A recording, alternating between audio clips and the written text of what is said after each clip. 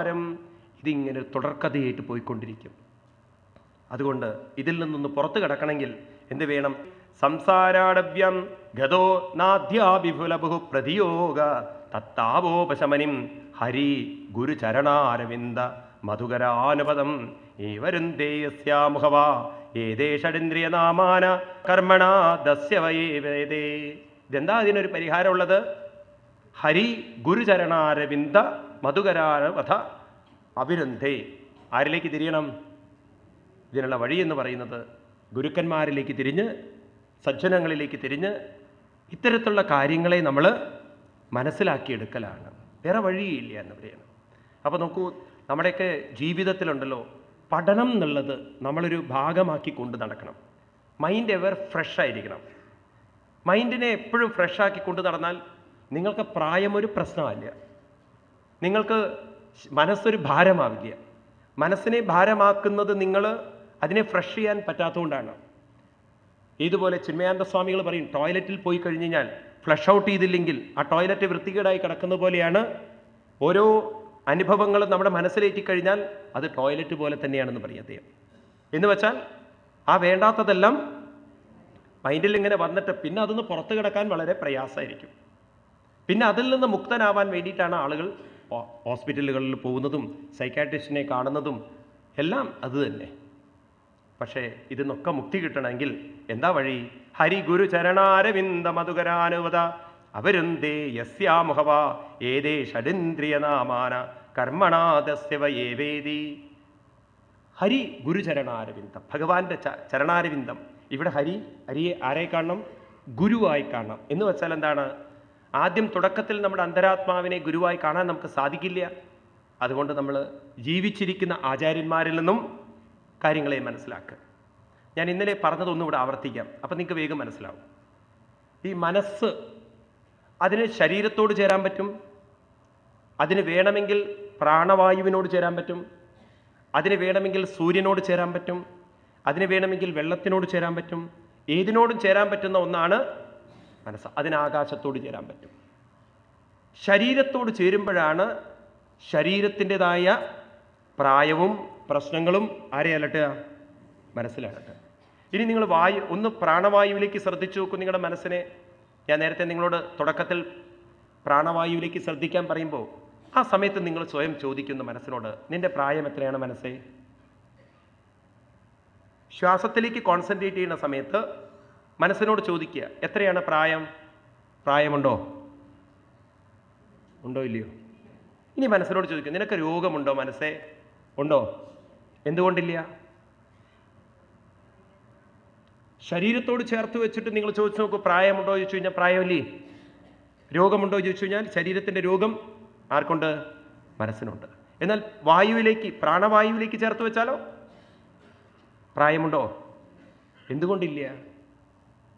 കാരണം ശ്വസിക്കുന്ന വായുവിന് പ്രായമില്ല, ശ്വസിക്കുന്ന വായുവിന് രോഗമില്ല, ശ്വസിക്കുന്ന വായുവിന് വലിയവനെന്നും ചെറിയവനെന്നുമില്ല, ശ്വസിക്കുന്ന വായുവിന് വീണ്ടും നമ്മൾ നോക്കുകയാണെങ്കിൽ നല്ലതെന്നും ചീത്തതെന്നുമില്ല. ഇങ്ങനെ നോക്കുമ്പോൾ നമ്മുടെ മനസ്സ് അതിലേക്ക് ശ്രദ്ധിക്കപ്പെട്ടു കഴിഞ്ഞാൽ മനസ്സിന് പ്രശ്നങ്ങളിൽ നിന്ന് മുക്തരാവാൻ പറ്റില്ലേ? ഇനി നിങ്ങൾ സൂര്യനിലേക്ക് ശ്രദ്ധ വെച്ച് നോക്കൂ. മനസ്സ് ദുഃഖമുള്ളതായിരിക്കുമോ? ഇരുണ്ടതായിരിക്കുമോ? അന്ധകാരം നിറഞ്ഞതായിരിക്കുമോ? ആണോ? അല്ല. പ്രകാശമുള്ള, തേജസ്സാർന്ന, കത്തിജ്വലിക്കുന്ന, തനിക്കും മറ്റുള്ളവർക്കും പ്രകാശം ചൊരിയാൻ പറ്റുന്ന ഒരു ശക്തിവിശേഷമാക്കി ഇതിനെ മാറ്റാൻ പറ്റും.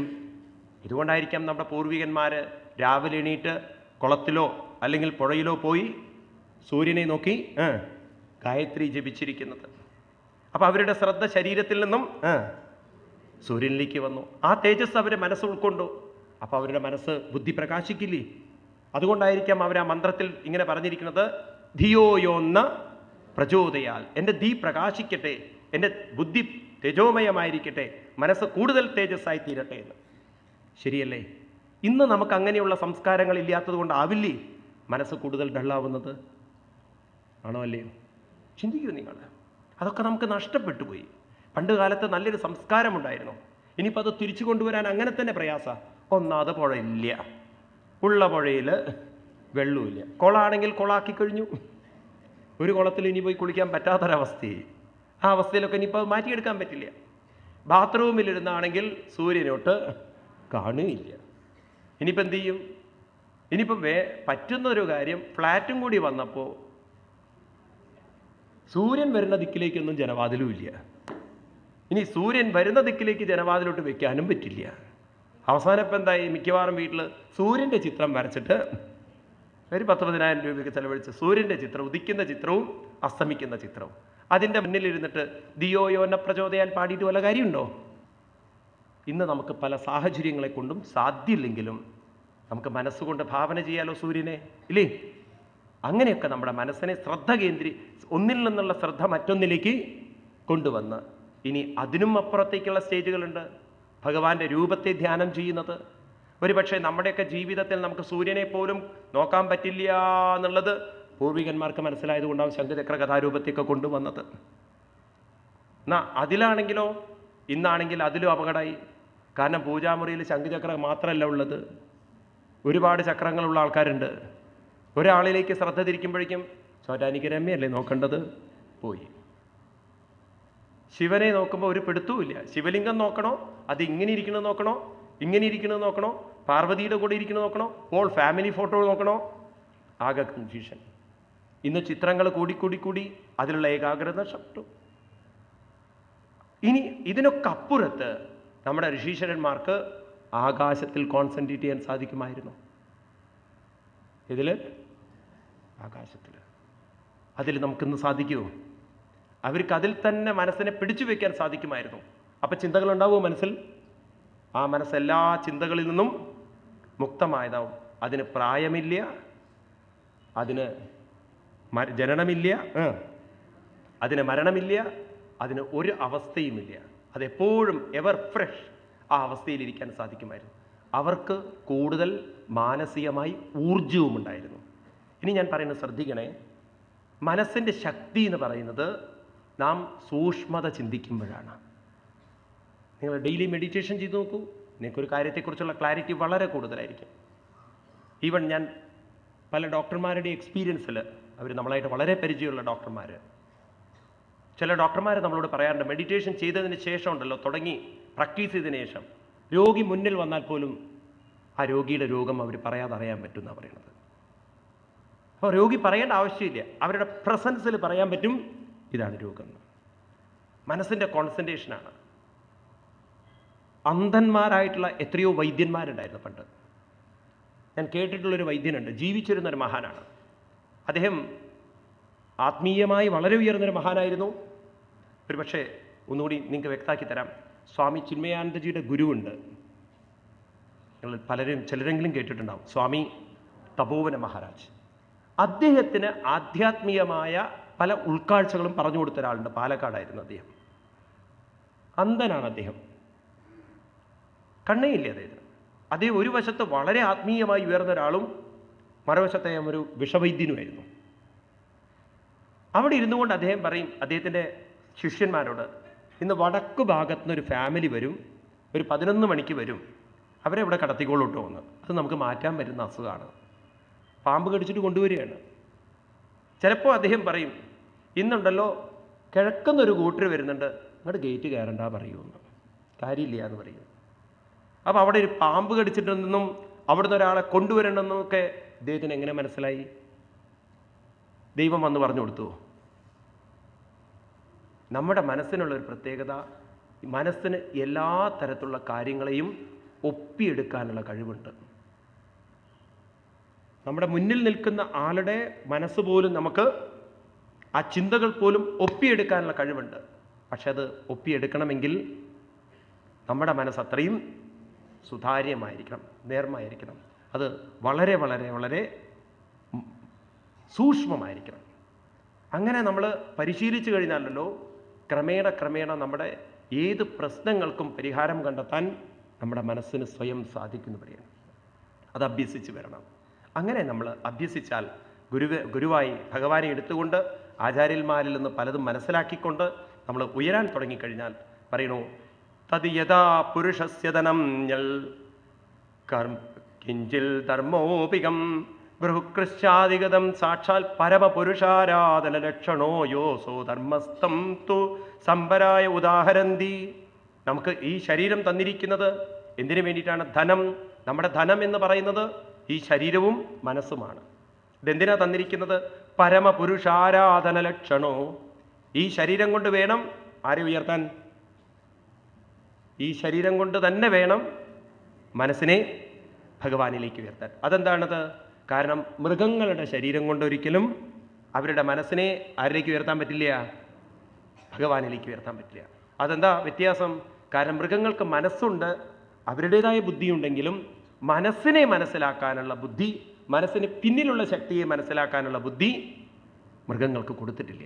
അപ്പം അങ്ങനെയുള്ളൊരു ശരീരം കിട്ടിയിട്ട് ആ ശരീരത്തെ നമ്മൾ പ്രയോജനപ്പെടുത്തിയിട്ടില്ലെങ്കിൽ പറയണു നമ്മുടെ ജീവിതത്തെ നമ്മൾ തന്നെ നശിപ്പിക്കലായിരിക്കും. അതുകൊണ്ട് സങ്കല്പ്യ വ്യവസായ ഗൃഹഗ്രാമ്യോപഭോഗേന കുനാദസ്യാലജിതാത്മനോ യഥാ സ്വാർത്ഥസ്യ വിലുംബന്തി. ഈ ശരീരത്തിലിരിക്കുന്ന ഇന്ദ്രിയങ്ങൾ, അതിനെ ഗ്രാമം എന്ന് പറയും. ഗ്രാമം എന്ന് പറഞ്ഞാൽ അർത്ഥം, നമ്മൾ വില്ലേജ് എന്ന് പറയുന്നത് പണ്ട് കാലത്ത് 5 ആളുകൾ കൂടിച്ചേർന്ന് ഒരു സഭ, അതിനെയാണ് അത്രേ ഗ്രാമം എന്ന് പറയുക. 5 ആളുകൾ. പണ്ടത്തെ ഗ്രാമം എന്ന് പറഞ്ഞാൽ 5 ആളുകൾ താമസിക്കുന്നതല്ല, അതിൽ താമസിക്കുന്ന ആളുകളിൽ 5 പ്രധാനികളാണ് ആ ഗ്രാമത്തിൽ നടക്കേണ്ട കാര്യങ്ങളൊക്കെ ചിന്തിക്കുക.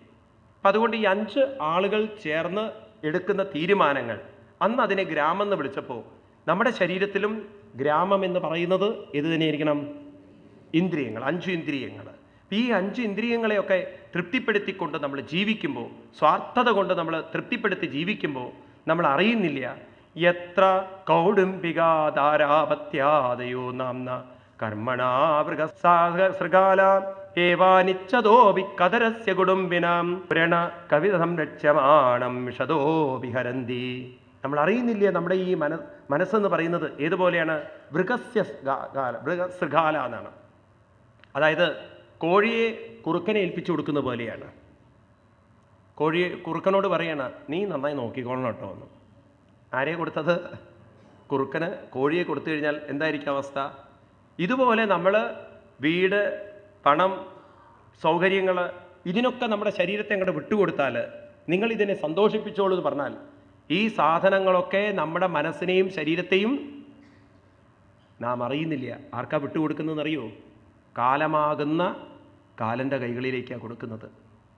അപ്പം അതിനൊക്കെ നമ്മുടെ ശരീരം നമ്മൾ വിട്ടുകൊടുത്താൽ കുറേ കഴിഞ്ഞാൽ നമ്മൾ പറയും, വഞ്ചിതോഹം മഹാരാജ, ഞാൻ വഞ്ചിതനായി തീർന്നു. ഞാൻ വിചാരിച്ചു ഇതൊക്കെയാണ് സുഖം എന്നുള്ളത്, മരണത്തിലേക്കാണ് ഇവരെന്നെ നയിക്കുന്നത് എന്നുള്ളത് ആദ്യമൊന്നും നമ്മളാരും അറിയുന്നില്ല. അതുകൊണ്ട് ഇപ്രകാരം നമ്മുടെ ജീവിതത്തെ നമ്മൾ മരണത്തിന് വിട്ടുകൊടുക്കേണ്ടതല്ല. കാരണം കൃഷ്യമാണവിദ്യുത ബീജം ക്ഷേത്രം പുനരേവാഹാപനകാലേ ഗുൽമത്രണവീരുദ്ഭീകരമേവ ഭവത്യേവമേവ ഗൃഹാശ്രമകർമ്മക്ഷേത്രം യസ്മിന്നഹി കർമാണി ഉത്സദന്തി യഥയം കാമരന്തയേശവസ്ഥ. ഈ ജീവിതമുണ്ടല്ലോ, കുടുംബ ജീവിതം എന്ന് പറയുന്നത്, അത് നമ്മൾ വിചാരിക്കും ഗൃഹാശ്രമ കർമ്മക്ഷേത്രം, കർമ്മം ചെയ്തുകൊണ്ട് നമ്മൾ നമ്മുടെ ധർമ്മം ചെയ്തുകൊണ്ട് ഭാര്യയെ പോറ്റുന്നു, മക്കളെ പോറ്റുന്നു. ഇതിലപ്പുറമൊക്കെ എന്തിനാ ചെയ്യേണ്ടത്? മക്കളെ നല്ല വിദ്യാഭ്യാസം കൊടുത്ത് പറഞ്ഞയക്കുന്നു. അവർ എന്നെ നോക്കും ഭാവിയിൽ, പിന്നെ എനിക്ക് എന്താ പ്രശ്നമുള്ളത്? എനിക്ക് സുഖമായിട്ട് മരിക്കാം എന്നൊക്കെ നമ്മൾ പറയുമ്പോൾ അങ്ങനെ നമ്മളെ കർമ്മരന്തയേഷ, കാമരന്ത, കാമമാകുന്ന ഒരു കെട്ടിൽ നമ്മളെ കെട്ടിയിടുകയാണെന്ന് പറയാണ്. നമ്മൾ അറിയുന്നില്ല ഇത് നമ്മളെ വഞ്ചനയിലേക്കാണ് കൊണ്ടുപോകുന്നതെന്ന്. ഇത് മാത്രമല്ല നമ്മുടെ ജീവിതം. കാരണം അവിദ്യ കാമകർമ്മഭി ഉപഗത്തമനസ്യാരപന്നാർത്ഥം നരലോകം ഗന്ധർവനഗരം ഉപപന്നമിതി. ഈ ശരീരം പല നല്ല നല്ല കാര്യങ്ങൾ ചെയ്തു കഴിഞ്ഞാൽ ഒരുപക്ഷെ പല പല അനുഭവങ്ങളും അനുഭവിക്കാൻ സാധിച്ചേക്കാം. എങ്കിലും എന്തെല്ലാം ചെയ്താലും മിഥ്യാദൃഷ്ടി അനുപശ്യതി എത്ര ക്വചിത ആബോധക ഖനിവാൻ വിഷയാൻ ഉപധാവന്തി പാനബോധന വിവായാധി വ്യസനം തുടങ്ങി നമ്മുടെ ജീവിതത്തെ കുറേ സുഖങ്ങളൊക്കെ അത് തരും. പിന്നീട് അത് നമ്മുടെ ജീവിതത്തെ അത് നശിപ്പിക്കാൻ അതിന് സാധിക്കും. നമ്മളെ കാഴ്ച നമ്മൾ നഷ്ടപ്പെടുത്തും. കാഴ്ച നഷ്ടപ്പെടുത്തുക എന്ന് പറഞ്ഞാൽ നമുക്കൊരു കാഴ്ച മാത്രമേ ഉണ്ടാവുള്ളൂ. ഏത് കാഴ്ച? ഭൗതികമായൊരു കാഴ്ച. നമുക്ക് ഭൗതികവും വേണം, ആത്മീയവും വേണം. ഒരു വീട്, കുടുംബം, ഇതൊക്കെ ആവുമ്പോൾ അവരിലും നമ്മൾ മനസ്സ് വെക്കണം എന്നാൽ അതേസമയം നമ്മുടെ മനസ്സിനെ നമുക്ക് അതിൽ നിന്ന് തിരിച്ചു കൊണ്ടുവരാനും സാധിക്കണം. ഏതുപോലെ? ഏത് ജീവിയെ പോലെ? ആമയെ പോലെ. ഇതൊരിക്കലും മറക്കരുത്. ആമ എന്നുള്ളത് ഭഗവാൻ ശ്രീകൃഷ്ണൻ പറയുന്നൊരു ഉദാഹരണമാണ്, ആമയുടെ ഉദാഹരണം. ഇപ്രകാരമാണോ രാമ ഇന്ദ്രിയങ്ങളെ പുറത്തേക്ക് കൊണ്ടുപോയി ആ ഇന്ദ്രിയങ്ങളെ അകത്തേക്ക് കൊണ്ടുവരുന്നത്, ഇതുപോലെ. അല്ലെങ്കിൽ നമ്മൾ ഭൗതികമായുള്ള കാഴ്ചകളിൽ മാത്രമാണെങ്കിൽ നമ്മുടെ മനസ്സ് അതിലൊക്കെ സുഖം കാണും. പക്ഷേ നമുക്ക് ഈ ചിന്തകൾ നമ്മുടെ ഉള്ളിലങ്ങനെ നമ്മൾ അടിഞ്ഞുകൊണ്ട് നടക്കും. നിങ്ങൾ പുറമേ പോകുമ്പം ആ ചിന്തകളൊക്കെ നിങ്ങൾ വീട്ടിൽ വരുമ്പോഴും ഉണ്ടാവും, വീട്ടിലുള്ള ഇടപഴകലിലും അതൊക്കെ ഉണ്ടാവും, ഉറങ്ങുമ്പോഴും അത് തന്നെ വരും. പിന്നെ നമുക്ക് ആ ചിന്തകളിൽ നിന്ന് പുറത്ത് കിടക്കാൻ പറ്റാത്ത വിധത്തിൽ അത്രയും നമ്മൾ ചിന്തിച്ച് തന്നെ ചിന്തിച്ച് അതിൻ്റെ ലെയർ കൂട്ടി പിന്നെ നമ്മൾ ആത്മീയത കേൾക്കുമ്പോണ്ടല്ലോ, ഇതൊന്നും ആയിരുന്നില്ല, ഇതിനൊക്കെ അപ്പുറത്തേക്ക് മനസ്സ് കടക്കേണ്ടതായിരുന്നു എന്ന് പറയുമ്പോൾ, പക്ഷേ ലെയറിൻ്റെ ശക്തി കൂടുന്തോറും പിന്നെ നമുക്കതിലേക്ക് കടക്കാൻ പ്രയാസമാണ്. അപ്പോഴാണ് നമ്മൾ പറയുന്നത്, ഇതൊക്കെ പറയാൻ എളുപ്പമാണ് സ്വാമി, വളരെ വളരെ പ്രയാസമാണ്. എന്തുകൊണ്ടാണ് പ്രയാസം? മറ്റേതിൻ്റെ ലെയർ വളരെ കൂടുതലാണ് കിടക്കണത്. ഇനി അതിൻ്റെ ഉള്ളിലേക്ക് കൊണ്ടുപോകണം എന്ന് പറഞ്ഞാൽ ചെറിയൊരു പ്രയാസമുണ്ട്. എന്നാലും അപ്പോഴും നമ്മൾ ചിന്തിക്കേണ്ടതല്ലേ, ക്രമേണ ലെയറുകൾ അഴിക്കാൻ പറ്റും. അത് വളരെ രസകരമായി രാമകൃഷ്ണ പരമഹംസർ പറയും, ഓട്ടുപാത്രം കഴുകുന്നത് പോലെ പറയും. എന്താ ഈ ഓട്ടുപാത്രം കഴുകൽ? അത് ക്ലാവ് പിടിച്ച് അവിടെ കിടക്കുമ്പോൾ ആ ക്ലാവ് പിടിച്ചതിനെ നമ്മൾ കഴുകി കുറച്ചൊന്നും കഴുകിയാൽ പോരെ, അല്പം ഒരു 2-3 ദിവസങ്ങൾ അടുപ്പിച്ച് കഴുകിയാൽ അതിൻ്റെ ലെയറുകൾ പോവും, ഇല്ലേ? അതിനെ ശുദ്ധീകരിക്കാൻ സാധിക്കും. അപ്പം അങ്ങനെ നമ്മുടെ മനസ്സിനെ നമ്മൾ ശുദ്ധീകരിച്ചെടുക്കണം. എന്നാൽ നമുക്ക് 2 കാഴ്ചകൾ കിട്ടും. ഒന്ന്, ലൗകികമായ ചിന്തകളും നമ്മൾ കൊണ്ടു നടക്കണം, ഒന്ന് ആത്മീയതയും കൊണ്ടു നടക്കണം. ഇത് രണ്ടും നമുക്ക് കൊണ്ടു നടക്കാൻ സാധിച്ചാൽ പറയണു, ഈ ജീവിതം നമുക്ക് ധന്യമാക്കിയെടുക്കാം. അതുകൊണ്ട് അങ്ങനെ ധന്യമാക്കിയെടുത്ത മഹാത്മാക്കളുടെ പുണ്യഭൂമിയിലാണ് നമ്മൾ ജീവിച്ചിരിക്കുന്നത്. ആർഷഭസ്യേഹരാജക്ഷേ മനസാഭി മഹാത്മന നാനുപത്നാകസി നൃപോ മക്ഷികേവ ഗരുത്മതാം. എപ്രകാരം ഇവിടെ ഭരതന്റെ മാർഗത്തെ മനസ്സിലാക്കാൻ വളരെ വളരെ വളരെ പ്രയാസകരമാണ്. കാരണം അദ്ദേഹത്തെ പോലുള്ള മഹാത്മാക്കള് യേ ദുസ്ത്യജൻ ദാരസുതൻ സുഹൃദ്രാജ്യം ഹൃദി സ്പൃശ ജഹോ യുവൈവ മലവൽ ഉത്തമ ശ്ലോകലാലസാം. എല്ലാവർക്കും വളരെ പ്രയാസകരമാണ്. ദുസ്തജൻ ദാരസുതാൻ സുഹൃദ്രാജ്യം ഹൃദി സ്പൃശ ജഹോ. ഭാര്യ, മക്കള്, വീട്, ഈ സമ്പത്ത്, ഇതെല്ലാം മനസ്സിൽ നിന്ന് വിട്ടുകൊണ്ട് ഉത്തമ ശ്ലോകലാലസാം, മനസ്സിൽ ആരെ ലാലിപ്പിച്ചു? ഉള്ളിൽ നിറഞ്ഞിരിക്കുന്ന ഭഗവാനെ സ്മരിച്ചുകൊണ്ട് അങ്ങനെ ഒരു മനസ്സിനെ വാർത്തെടുക്കാൻ സാധിച്ച